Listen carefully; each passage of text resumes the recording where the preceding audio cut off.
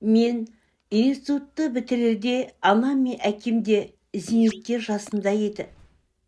Қаржыгер мамандығын алып шықтым.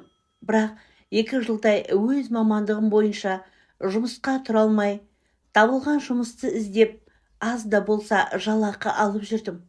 Шыны керек, дипломды құшақтап, бірнеше мекеменің есігін қақтым. Бәрінде сұрайтыны ақша, тағы да ауыздарын ашады. Менде ондай ақша қайдан болсын? Иінім түсіп, амал жоқ ауылға қайтқанмын. Мән жайды білген қарт анам мен әкем түйіп жинап жүрген зейнетақыларын қосып қолыма ұстатқан еді.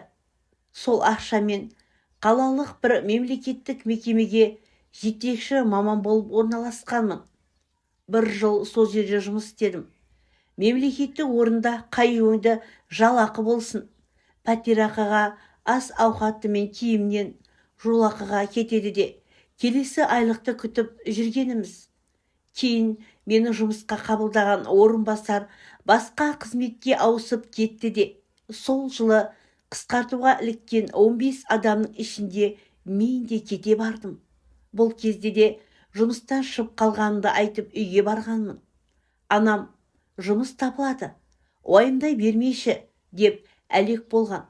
Қазір ойлап қарасам, мен әке-шешемді қуантудың орнына тек уайымдарын арттырған екенмін. Сол кездері жұмыстан шығып қалғанымды айтқанша басқа жұмыс іздестіріп, өзім тауып алсам болады ғой. Не керек?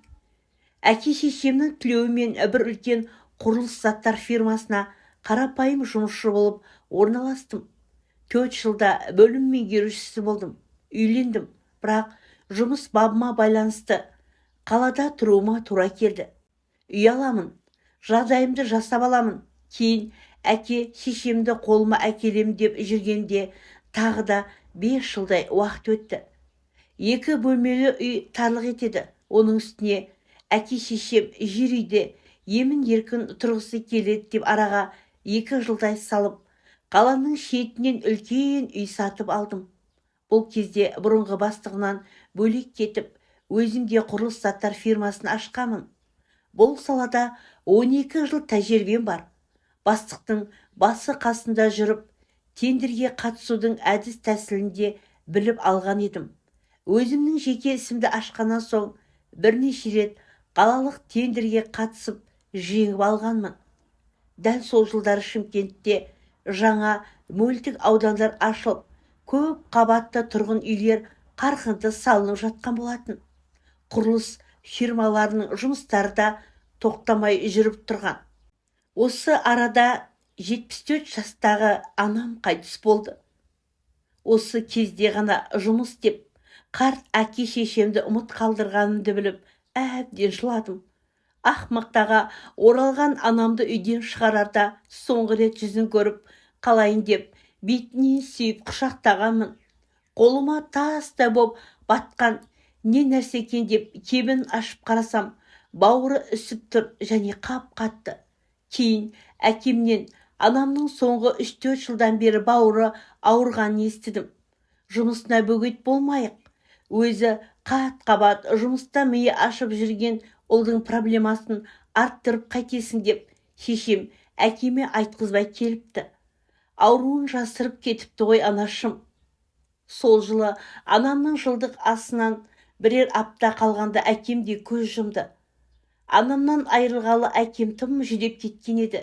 Әбден анама бауыр басып қалған ол ерте тұрып алып, есіктің алдындағы ағаш отырғышта таяғына сүйеніп отыратын. Бірде, анаңды сағынып жүрмін. Бірінші мен кетейін, кейін соңымнан сен барарсың, әйтпесе сенсіз қалай күндерімді өткізем деп әзілдеуші едім анаңа. Бірақ ол бәрібір мені тастап кетті деген мұңайып.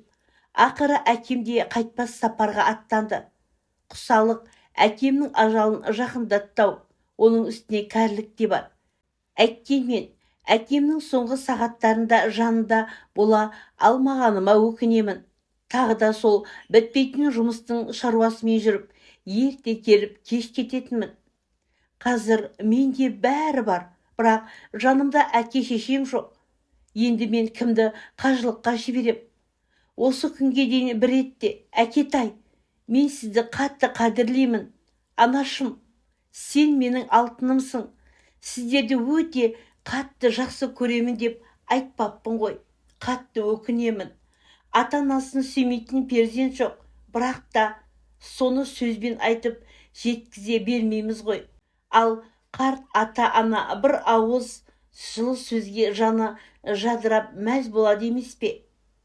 Мен перзенттік борышымды өтей алмаған жанмын. Тіпті ата-анаға шын көңілмен күлімсіреп, мейірлене қараудың өзі перзенттік борышқа жатады екен.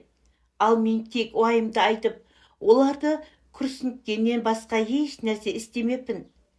Көпшілік оқырманның арасында мен секілді жағдайымды түзеп алайын, кейін ата-анамды санаторияға апарамын.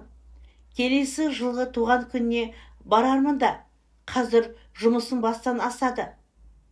Әке-шешенің басқа да ұл-қыздары бар ғой, кейінірек қол босағанда ауылға бір соғып қайтармын. Тағы басқа деп жүргендер көп болар.